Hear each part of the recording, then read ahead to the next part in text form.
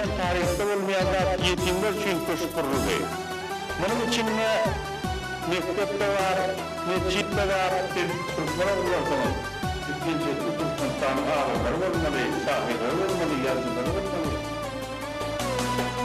Yetimlerin başını okşayanlar bareken, yetimlerin başını okşayanlar bareken, men de yetim bir balam, geceler malada gel.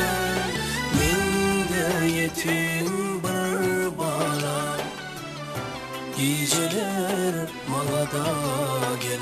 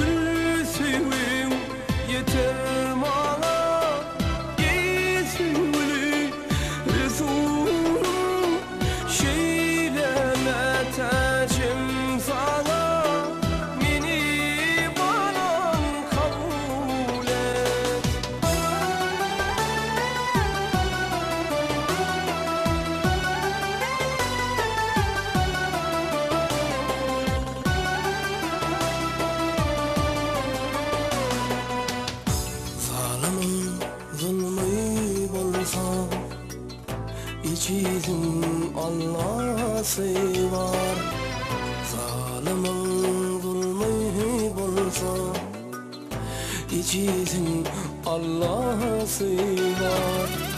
Bakali Allah neyler, neylese güzel eyler.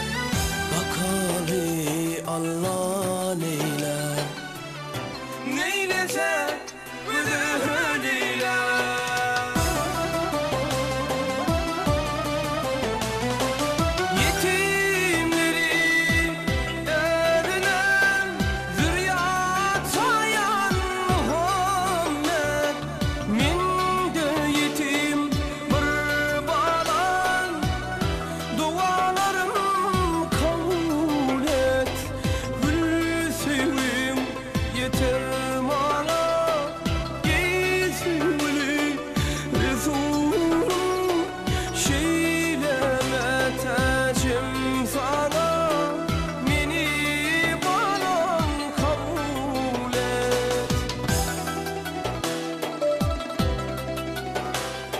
Ya Resulallah, bu dünyada yetimlerin arkadağı sen misin?